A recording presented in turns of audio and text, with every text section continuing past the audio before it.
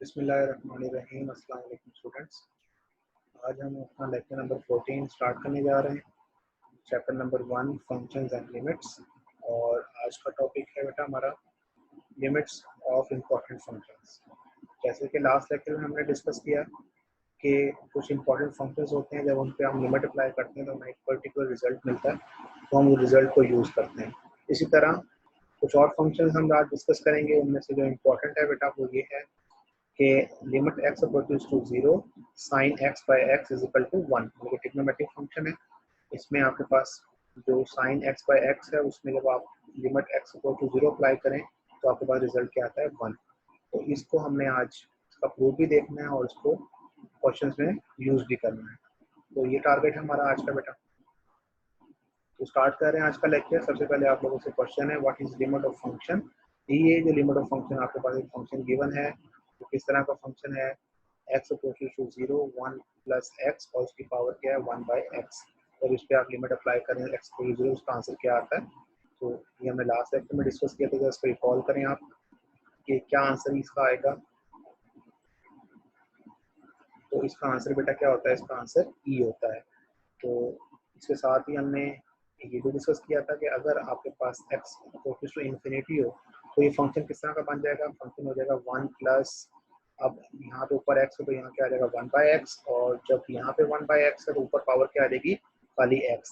और इसका आंसर भी आपके पास e के पास e आपके पास आएगा। और e क्या आपके पास एक कांस्टेंट है, और ये आपके पास 2.718 समथिंग की वैल्यू होती है, जो कि जिसमें पाई की वैल्यू होती है, ये भी एक कांस्टेंट वैल्यू। तो ये रिजल्ट हमने लास्ट डिस्कस किए थे, ये आप लोग से डिस्कस रिकॉल की कुछ चीज़ें हमने प्रीवियस लेक्चर से। अब हम आगे मूव करते हैं। सबसे पहले जो हमने आज डिस्कस करना है वो बेटा सैंडविच थ्योरम। इसको आप स्क्यूज थ्योरम भी कहते हैं या पिंचिंग थ्योरम भी कहते हैं। ये बेसिकली क्या कहता है कि अगर आपके पास तीन फंक्शंस हो और जो आपके पास एक फंक्शन एफ एक्स शो हो रहा है यहाँ पे, वो बेसिकली सैंडविच है between two function G of X और एच ऑफ एक्स। मतलब कि आपके पास तीन फंक्शन है, एफ ऑफ एक्स ग्रेटर है और इक्वल है जी ऑफ एक्स से, और F of x less than और इक्वल टू है एच ऑफ एक्स से। और ये जो फंक्शंस हैं ये किसी ओपन इंटरवल पे डिफाइन हो रहे हैं और कोई ना कोई वैल्यूज पे कोई ना कोई आपके पास जब आप लिमिट अप्लाई करें तो कोई ना कोई आंसर दे रहे हैं। कहता है आप लेट करो, आप इस पे तीनों फंक्शंस पे अप्लाई कर रहे हैं लिमिट एक्स अप्रोचेस टू सी। मतलब कि आप तीनों पे अप्लाई कर लेते हैं, लिमिट अप्लाई करते हैं एक्स अप्रोचेस टू सी।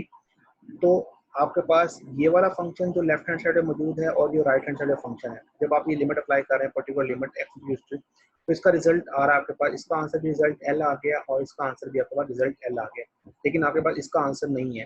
तो बेसिकली ये थ्योरम क्या कहता है कि बिकॉज जो आपके पास एफ ऑफ एक्स है वो सैंडविच है, सेंटर है बिटवीन दीज टू फंक्शन, और ये दोनों के आंसर सेम है at a particular X approaching to C. So we can say कि एफ एक्स की वैल्यू भी वही होगी उस पर्टिकुलर वैल्यू के ऊपर एक्स की, जिन पे जी ऑफ एक्स और एच ऑफ एक्स आंसर दे रहा है। ठीक है बेटा। तो इसका मतलब है कि अगर आपने एक्स अप्रोच टू सी किया जी ऑफ एक्स पे और एक्स अप्रोच टू सी आपने लिमिट अप्लाई की एच ऑफ एक्स पे, आपको रिजल्ट आया है एल, कोई आपको एक नंबर मिला है, इसका आंसर भी आपको मिल गया एल, इसका आंसर भी मिल गया आपको एल, और इस पे आपने लिमिट वही लिमिट अप्लाई की हुई है लिमिट एक्स अप्रोच टू सी, लेकिन इसका आंसर नहीं मिला। तो आप देख रहे हैं कि ये फंक्शन जो है वो कह रहा है कि ग्रेटर है लेस देन है, ग्रेटर है और इक्वल टू है एल के, और यहाँ से वो कह रहा है less than equal to L है। तो एफ एक्स सैंडविच है बिटवीन दो वैल्यूज के, तो हम कह देंगे कि उस पर्टिकुलर एक्स की वैल्यू पे जब लिमिट के ऊपर एक्स अप्रोच टू सी के ऊपर ये एफ एक्स भी आपके पास क्या देगा एल वैल्यू देगा या सेम आंसर देगा। तो ये बेसिकली सैंडविच थ्योरम का यूज है कि जो सेंटर वाला फंक्शन है अगर उसकी वैल्यू आपको अननोन है और उस पर्टिकुलर एक्स जो अप्रोच कर रहा है उस लिमिट के ऊपर जी ऑफ एक्स का आंसर का भी सेम है, एच ऑफ एक्स का आंसर भी सेम है, तो उस एफ एक्स का आंसर भी सेम होगा। तो इस थ्योरम को हमने यूज करना है अपने प्रूफ के अंदर। तो ये आप लोगों ने अच्छी तरह देखना है इसको कि सैंडविच थ्योरम क्या होता है। अब हम देख रहे हैं बेटा कि हमारा आज का प्रूफ क्या है। हमने ये प्रूफ करना है limit X equal to 0 sine X by X is equal to 1, मतलब कि ये आपका आंसर 1 के रूप होता है। यहाँ में इंपॉर्टेंट चीज क्या है कि देखिए यहाँ अगर एंगल एक्स है तो नीचे भी एंगल क्या है एक्स। तो अगर ऊपर एंगल थीटा होता तो नीचे भी एंगल क्या होता है बेटा, नीचे भी एंगल थीटा होता। अगर ऊपर आपके पास एंगल 7 थीटा होता तो नीचे भी एंगल क्या बनाना है मैंने 7 थीटा बनाना है। और इसमें एक चीज और इम्पोर्टेंट है, तो ये एंगल आपके पास नजर आ रहा है एक्स और एक्स, ये रेडियन के अंदर है, ये डिग्री के अंदर नहीं है। तो अगर आपके पास डिग्री में एंगल दिया हुआ तो first you have to convert into radian, then आप उसको सॉल्व करेंगे further. So the angle here is in radian, ये बहुत इंपॉर्टेंट है। अब हम इसको देख रहे हैं, इसको प्रूव करने जा रहे हैं। तो प्रूव में देखें बेटा, जो इसकी डायग्राम है बहुत इंपॉर्टेंट है। असल में अगर आपको डायग्राम समझ आ जाती है तो ये प्रूव आपको समझ आ जाएगा।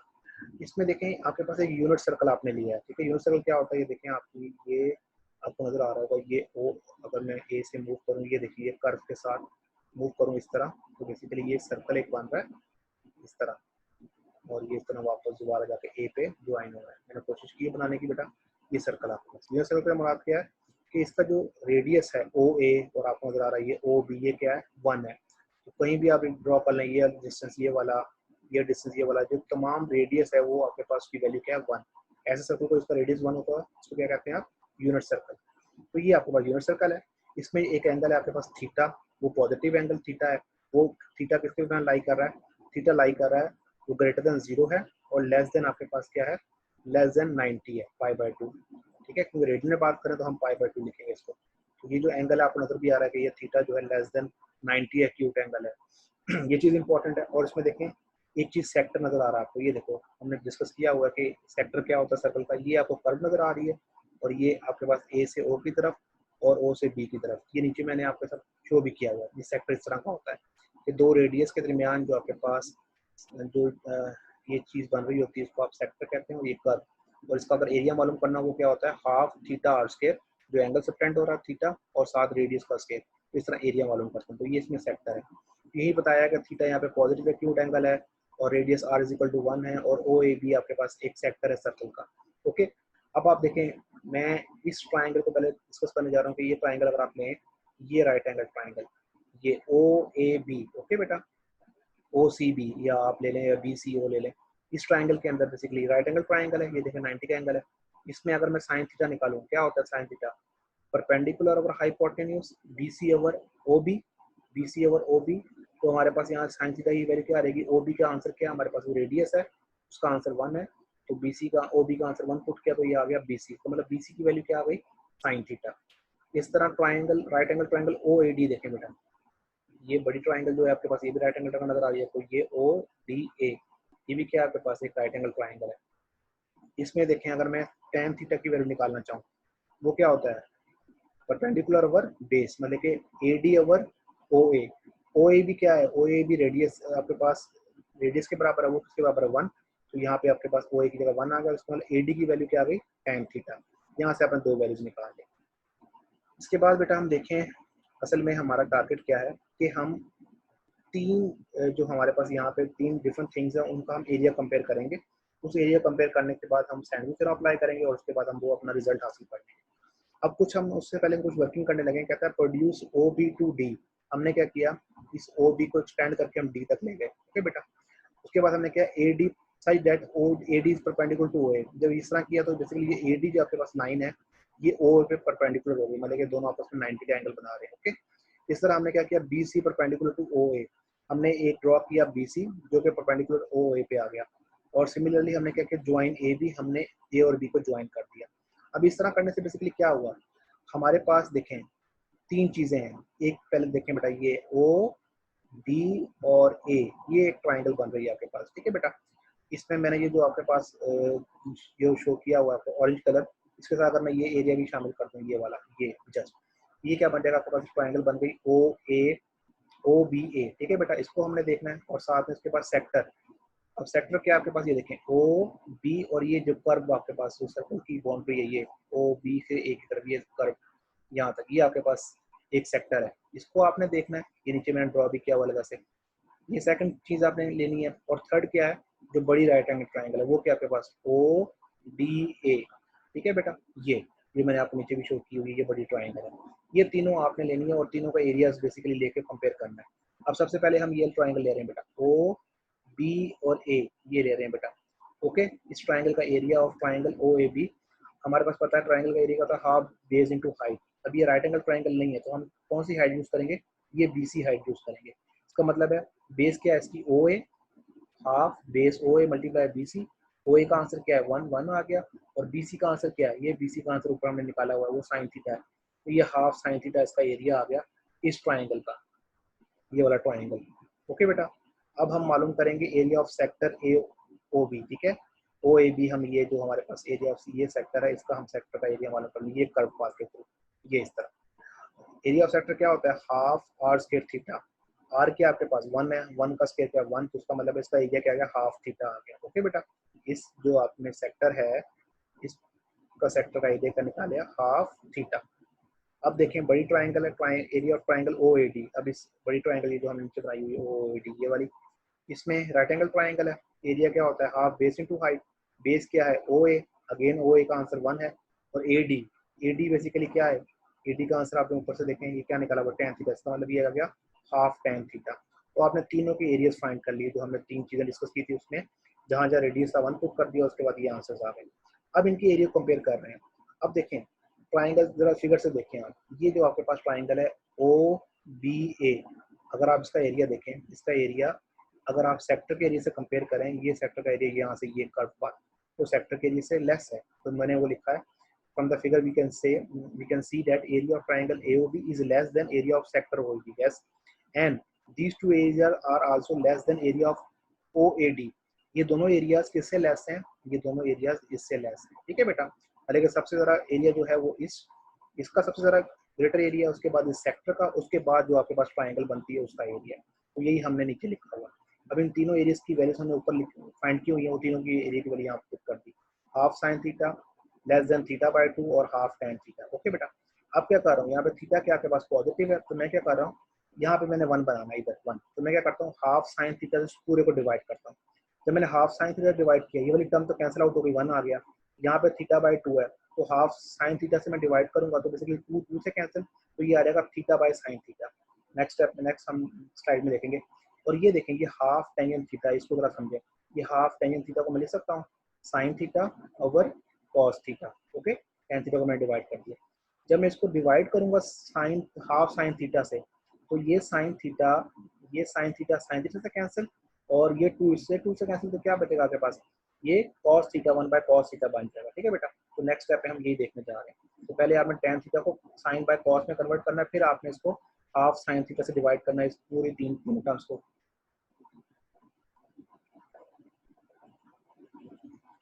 जी बेटा, जब डिवाइड किया मैंने, तो इसमें लास्ट डिस्कस किया है कि आपके पास क्या आ जाएगा, यहाँ पे 1 आ जाएगा, और ये थीटा बाय साइन थीटा और 1 बाय कॉस थीटा।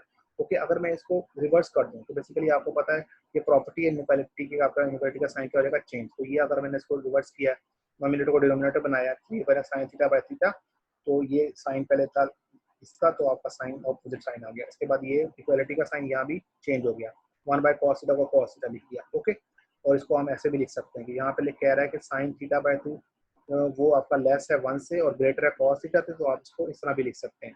ओके बेटा, कॉस थीटा को पहले लिख लें और साइंस को चेंज करके इस तरह। अब इसमें देखें, अगर मैं इसके ऊपर बेटा लिमिट अप्लाई करता हूँ, ये आपके पास ये इंपॉर्टेंट चीज़ है, इसको समझें। ये कॉस थीटा है बेटा, और सेंटर में आपके पास क्या है, sine theta by sine theta by theta sine theta by theta, और यहाँ पे क्या आपके पास आगे 1 है। मैं इस पर लिमिट अप्लाई करने लगा हूँ बेटा। जब इस पर लिमिट अप्लाई किया, लिमिट थीटा अप्रोच टू 0।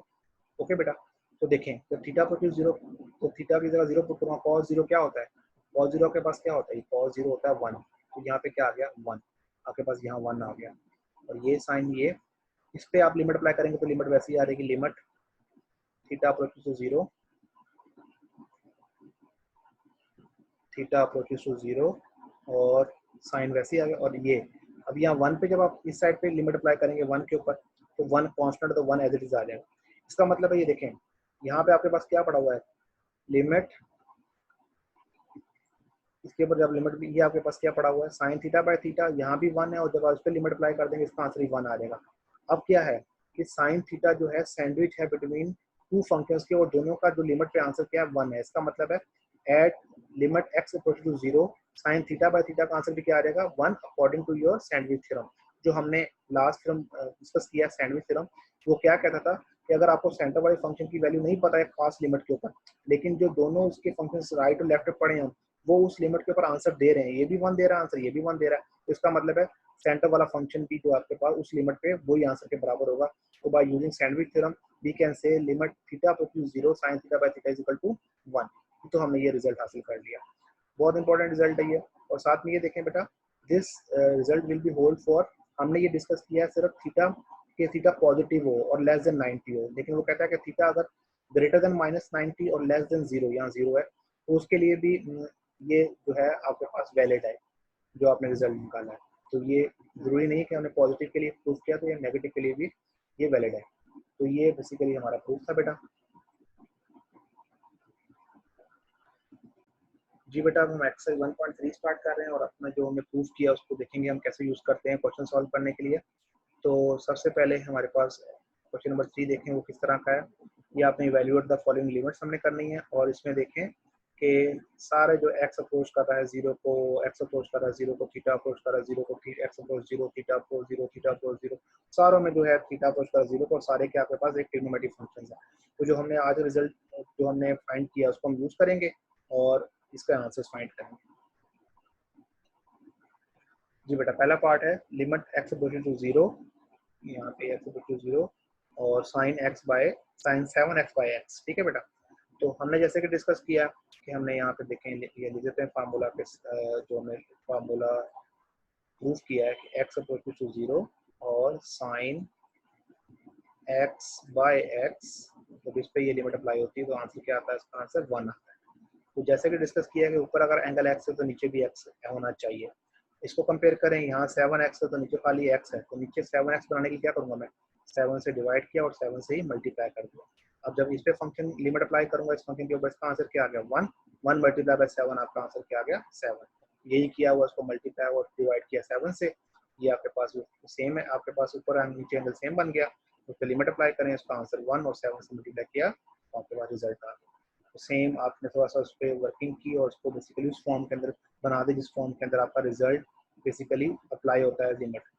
अब यहाँ देखो साइन उसके ऊपर एंगल के ऊपर एक्स के ऊपर डिग्री है, तो यहाँ पे डिग्री में है, तो हमने ये भी डिस्कस किया कि एंगल क्या चाहिए ना, रेडियन के अंदर, डिग्री में नहीं चाहिए। लेकिन नीचे एंगल क्या है आपके पास, एक्स जो है वो आपके पास रेडियन के अंदर, ऊपर वाले को आपको कन्वर्ट करना पड़ेगा रेडियन के अंदर। तो आपको पता है कि जो 1 डिग्री होता है वो किसके बराबर होता है, पाई बाय 180 के, और अगर आप उसको एंगल को मल्टीप्लाई कर दें उसके साथ तो बेसिकली आपके पास क्या आ जाता है, वो रेडियन में है। तो उसका मतलब है रेडियन किसके बराबर होगा, ये x degree, x pi by 180, तो इसका मतलब है इसकी जगह आपने एक्स डिग्री की जगह पाई एक्स पाई बाय 180 लिख दिया।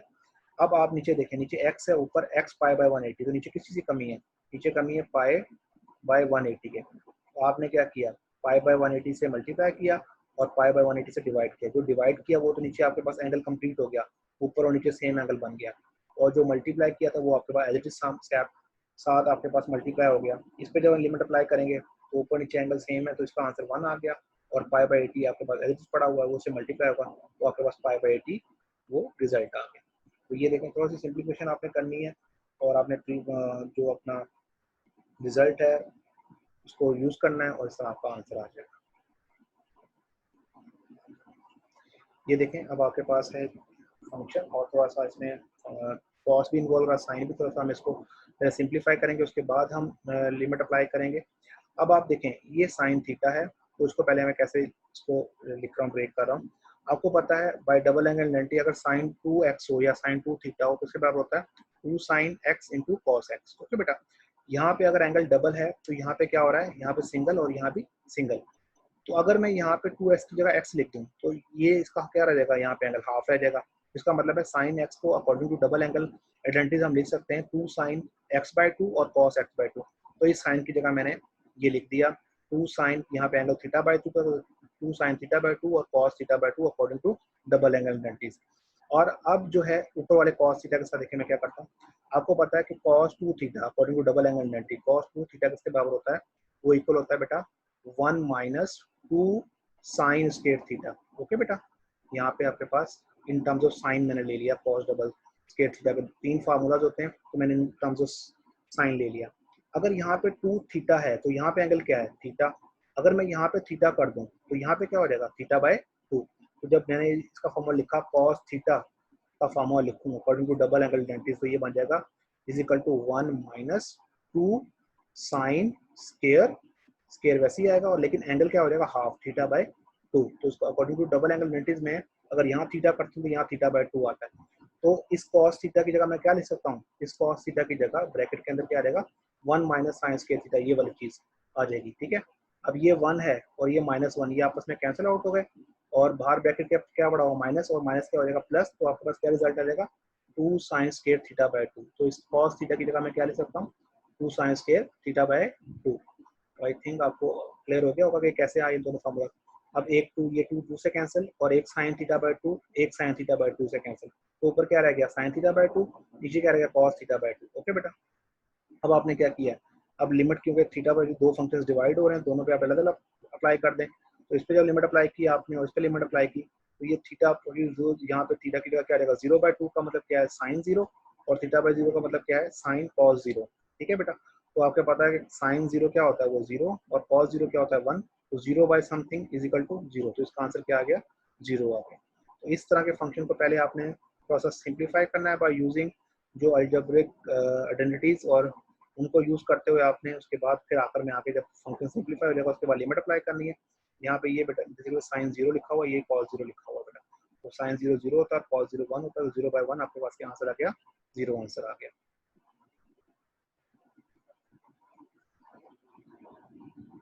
ये बेटा आपने खुद को करना है पार्ट 4 जो है इसको देखना है आपने, अगर आप प्रॉब्लम होगी तो मुझसे डिस्कस कर लेना पार्ट 4। हम नेक्स्ट पार्ट करते हैं। जी बेटा ये देखें 1 minus cos 2x by x square, ठीक है, एक्स इक्वल टू 0। अब यहाँ भी सिंपली आपको सिंप्लीफाई करेंगे, उसके बाद लिमिट अप्लाई करेंगे। इसमें आपके पास 1 माइनस कॉस 2x है। आपको पता है cos 2x अभी हमने डिस्कस किया, cos 2x इसके बराबर होता है इन टर्म्स ऑफ साइन, बराबर होता है 1 minus sine 1 minus 2 sine square X, ऐसे ही ना बेटा, अभी लास्ट हमने डिस्कस किया पिछली स्लाइड में। तो जब आप cos 2x की ये लिखेंगे तो 1 माइनस 1 कैंसिल, और आपके पास प्लस 2 साइन स्क्वायर, ये खाली आपके पास वैल्यू बच जाएगी, नीचे क्या है एक्स स्क्वायर। ओके, अब ये 2 को आप साइड पे कर लेंगे, कांस्टेंट है वैसे, तो यहाँ पे साइन स्क्वायर एक्स आपके पास ये भी एंगल स्क्वायर में, ये भी एंगल स्क्वायर में, तो आपने इसका होल स्क्वायर आपने ले लिया। ओके बेटा, तो जब आपको पता है जब आप स्क्वायर लेते हैं तो खाली साइन के ऊपर आता है आपके पास स्क्वायर आता है, और ये आपके पास ये फॉर्म आती है। अब आप लिमिट अप्लाई करें एक्स इक्वल टू 0, तो ये आपके पास पता है ये फंक्शन का आंसर क्या आएगा इस फॉर्म के अंदर, इसका आंसर 1। 1 का स्क्वायर क्या आ जाएगा 1, तो 2 आपके पास बाहर मौजूद है, 2 इंटू 1 के आंसर जाएगा। तो इस तरह आपने सिंप्लीफाई किया और उसकी लिमिट अप्लाई की। अब इस तरह 1 माइनस कॉस इसको भी आप बेसिकली तो सॉल्व करेंगे तो आपके पास रिजल्ट आ जाएगा। इसको दूसरी तरीके से भी सॉल्व कर सकते हैं बेटा, नहीं ये सिंप्लीफाई हो रहा है इजीली, तो उसको आप देख लेंगे खुद बेटा ये किस तरह हुआ। साइन स्क्वायर एस की जगह उसने 1 माइनस कॉस स्क्वायर लिख के उसको बेसिकली फैक्टराइज करके सॉल्व किया हुआ। तो इजी पार्ट है ये, आपने खुद देखना है। जी, अब ये पार्ट देखें बेटा, हमारे पास है कि sine square theta by theta, तो ये भी बहुत इजी पार्ट है, ये भी आपने खुद देखना है। ऊपर स्क्वायर में नीचे थीटा जो है खाली था, तो हमने वो स्क्वायर बनाना है, थीटा से मल्टीप्लाई कर दिया, डिवाइड किया और लिमिट अप्लाई कर। ये पार्ट देखें बेटा आपके पास secant x minus cos x by x, ठीक है, इसको थोड़ा सिंप्लीफाई करते हैं, उसके बाद हम लिमिट अप्लाई करते हैं। सीकन एक्स को लिख सकते हैं 1 माइनस कॉस एक्स, और माइनस कॉस एक्स वैसे आ गया, इसका हमने एलसीएम लिया, क्या आ गया आपके पास 1 माइनस कॉस के x divided by cos x, ठीक है, और साथ एक्स ये मौजूद था, ये 1 बाई एक्स आ गया। ओके, अब 1 माइनस कॉस के एक्स को आपने लिख सकते हैं साइन स्क्वायर एक्स, क्योंकि आपको पता है कॉस के X plus sine square X is equal to 1, तो ये आपके पास ये रिजल्ट आ गया। ओके बेटा, अब आप देखें यहाँ पे फिर वो ये प्रीवियस क्वेश्चन बन गया है, ये वाला जो क्वेश्चन है, ये ऊपर स्क्वायर है नीचे एक्स सिंपल है, तो हम क्या करेंगे इसको एक्स से मल्टीप्लाई से डिवाइड करेंगे, तो आपके पास ये जो है वो फंक्शन बन गया, और लिमिट अप्लाई करेंगे तो इसका आंसर 1 आ जाएगा। तो इसको सिंप्लीफाई कर रहे हैं। जी, आपने क्या किया एक्स से मल्टीप्लाई किया और एक्स से डिवाइड किया, जो डिवाइड किया वो उसका एक्स स्क्वायर बन गया, और जो मल्टीप्लाई किया वो आपके पास एज इट इज यहाँ पे आ गया, और 1 माइनस कॉस एक्स आपके पास पहले ही मौजूद है। अब ये आपने होल का स्क्वायर ले लिया और इस पर लिमिट अप्लाई कर दी, और इस पर भी आपने ये जो एक्स है आपके पास उस पर अलग लिमिट अप्लाई कर दी, और 1 minus cos 1 over cos x limit apply कर दी, इसका आंसर 1 आ गया। ये एक्स अपोजिट 0, इसका आंसर 0 आ गया। जब इस पर राइट करेंगे 1 ओवर कॉस 0 1 ओवर 1, इसका आंसर 1, लेकिन क्योंकि 0 बीच में आ रहा है और आपके पास तीनों फंक्शन मल्टीप्लाई हो रहे हैं, तीनों वैल्यूज, तो इसका आंसर क्या आ जाएगा 0 आ जाएगा। तो इस तरह बेटा आपने जो ये ट्रिग्नोमेट्रिक फंक्शन है इसको फार्मूलाज को पहले आपने सॉल्व करना है आइडेंटिटीज के जरिए, और सिंप्लीफाई करके उसके बाद कोशिश करनी है ये वाली फॉर्म अगर बनती है आपके पास साइन एक्स ओवर एक्स वाली, एंगल सेम करके फिर लिमिट अप्लाई करनी है, उसके बाद आपने इसको सॉल्व करना है। तो जो आपका होमवर्क है बेटा प्रैक्टिस वर्क है वो एग्जाम्पल नंबर 1 पेज नंबर 20 पे मौजूद है, वो आपने अच्छी तरह देखनी है। एग्जाम्पल नंबर 5 पेज नंबर 24 इसको अच्छी तरह देखना है, और जो हमने प्रूफ किया है साइन एक्स ओवर एक्स का पेज नंबर 25 पे मौजूद है, इसको आपने अच्छी तरह रीड आउट करना है और फिगर को समझना है। हमने भी वहीं से आपसे डिस्कस किया सारा, लेकिन एक दफ़ा आपने उसको ज़रूर रीड करना है वहाँ से। अब हम देख रहे हैं वीडियो में एक ट्रिग्नोमेट्रिक लिमिट्स का प्रूफ जो है वो आपसे कैसे एक्सप्लेन कर रहा है। यहाँ से भी आपको थोड़ा आइडिया मिल जाएगा जो हमने प्रूफ डिस्कस किया है कि बेसिकली वो आपसे किस तरह जो है उस प्रूफ को सॉल्व कर रहा है।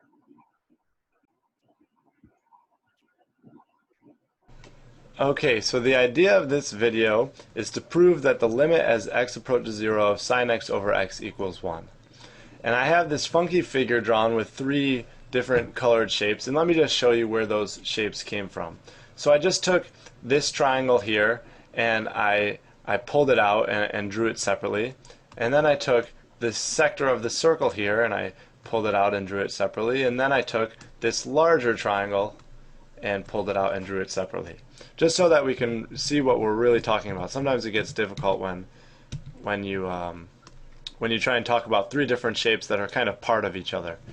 Okay, so now that we have that, what I'm going to try and do is draw a relationship between these 3 shapes. And somebody much more clever than I came up with this relationship, and they came up with this as a proof for the sine of the limit as x approaches 0 of the sine of x over x equals 1. Okay, so let's take a look here. We know that this triangle, the first triangle that we're looking at, this one here, is the smallest of all the shapes. Because if you take that triangle and you add a little bit to it, well then that obviously it makes it bigger. And if you take that shape, the sector of the circle, and you add a little bit to that, well then that obviously makes that bigger. So we can say that, at least in terms of area, that this triangle's area, the area of this triangle, is either less than or equal to, and it's less than, but we'll see why we put that equal to in later, is either less than or equal to the area of this, is either less than or equal to the area of this. So now we've drawn some sort of relationship, we've created an inequality. And now let's try and figure out their areas. Okay, so let's go to the first triangle here. The area of this triangle is going to be 1/2 base times height. Well, what's the base? I didn't tell you this, but this is the unit circle. Usually you can assume if I've drawn a circle, it's the unit circle, unless I say otherwise. Okay, so this is the radius, it's 1. Of course, this is the radius too, that's also 1. But what is the height? The height of this thing is going to be dependent on the sine function, right? If this is the angle x, then the sine of x is equal to the height of this triangle here. Okay, so the height of that triangle is going to be sine of x. That means this area is 1/2, because it's a triangle, 1/2 the base, which we just said was 1, times the height, which we said was sine x. Okay, and that is going to be less than or equal to these areas. What's the area of the sector of a circle? Well, I don't know if you've learned this or not, but the sector of a circle has an area of the angle. So our angle is x. Let's not forget that. This angle is x here. The angle times the radius squared divided by 2. And our radius is just 1. So radius squared, that's just going to be 1. So this is really going to be, let me redo that really quickly. This is just going to be the angle x times 1 squared, which is just 1 over 2, okay, which is less than or equal to the area of this triangle. And this requires a little bit of trigonometric knowledge, holy cow, trigonometric knowledge of the geometry of some of the trig functions. And it turns out that this length here is actually tangent theta, or tangent of x, because we're using x as our angle. Now why do we care about that? Because that is the height of this larger triangle, and it shares a base with the smaller triangle. The base is 1, the height is tangent x, so we can write its area as the 1/2 the base, which is 1, times the height, which is tangent x. Okay, and now let me just clean this stuff up by getting rid of multiplying by 1 and all that stuff. So this is going to be the sine of x over 2 is less than or equal to x over 2 is less than or equal to tangent x over 2. Okay, so let's call this step 1, step 2. Now step 3, let's multiply by 2 and get rid of all those 2's. So this will just become sine x is less than or equal to x is less than or equal to tan x. And now let's divide everything by sine x. Let's divide everything by sine x. So step 4, we're going to divide everything by sine x, and this will be 1 is less than or equal to sine x, x over sine x is less than or equal to, well, this is sine over cos, so if you divide by sine, you're just the sines are going to divide to 1, and you'll get 1 over cos x. Okay, so let me pull step 5 over here. We could, at this point, take a limit, but we're not going to yet. And you probably are saying, take a limit, what do you mean? Let me do something first. Let's take the reciprocal of this inequality. And if you take a reciprocal of an inequality, you have to flip the signs. So we're going to get 1 is greater than or equal to sine x over x. And maybe now you see why we took that reciprocal, because we're left with a sine x over x, which is the limit we're trying to find, is greater than or equal to 1, oh sorry, this is just going to become cos x. Okay, now what we want to do is we want to take that and we want to take a limit on all these inequalities. So the limit as x approaches 0 of 1 is greater than the limit as x approaches 0 of sine x over x, greater than or equal to, is greater than or equal to the limit as x approaches 0 of cos x. Okay, and now we're basically at the end of the problem.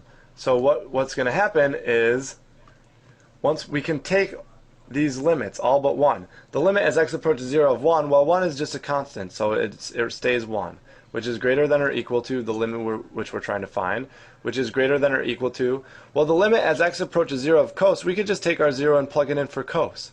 And the cos of 0 is 1. So now hopefully you can see just intuitively, if 1 is greater than or equal to a number which is greater than or equal to 1, what does the number have to be in there? Just think about it. It has to be 1, right? If it was 2, it would be greater than this one, but it wouldn't be less than that one. In other words, you're squeezed in. There's only one value that makes any sense, and it's 1. And that actually comes from the squeeze theorem. But if you can see, we took the limit as x approaches 0 of sine x over x, and we find out it has to be 1. And let me show you the squeeze theorem really quick. Basically what it says, if you have 3 functions, if you have 3 functions, one function is always, let me make this function look like what we're talking about. One function is always in between the other 2.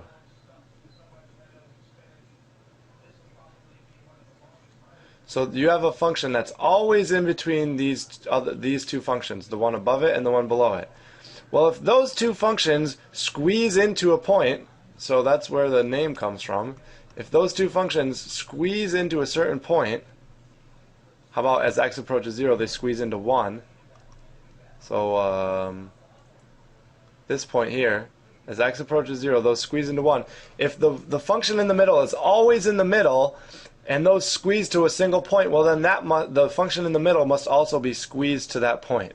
And that's why they call it the squeeze theorem. And hopefully you understand what that means. So what we had was these limits or we saw what happened as those 2 functions squeezed in on that limit, and so the function in the middle must squeeze to that point. Because we have our inequality. We are saying this function is always in between these other 2. Okay, so that's a proof that the limit as x approaches 0 of sine x over x equals 1. And my guess, I don't know the history of this proof, but my guess is that somebody thought of this because they needed to take the derivative of the sine function. जी बेटा, आपने देखिए video में explain किया है किस तरह, और साथ में एट द एंड उसने जो सैंडविच थ्योरम को भी बायोग्राफिकली आपको समझाया है कि किस तरह तीन फंक्शंस जो हैं वो एक पॉइंट पे स्क्वीज करते हैं, तो हम उसको कहते हैं कि थर्ड फंक्शन जो है सेंटर वाला फंक्शन है उसकी वैल्यू भी सेम होती है दोनों राइट और लेफ्ट के फंक्शंस के बराबर। तो जो बेटा आपसे होमवर्क शेयर किया आपने, वो होमवर्क अच्छी तरह करना है, और जो प्रूव है इसको भी अच्छी तरह देखना है आपने। इंशाल्लाह एक दो फंक्शंस और हैं वो नेक्स्ट लेक्चर में डिस्कस करेंगे। तो नेक्स्ट लेक्चर में आपसे मुलाकात होगी बेटा। ओके, अल्लाह हाफिज़।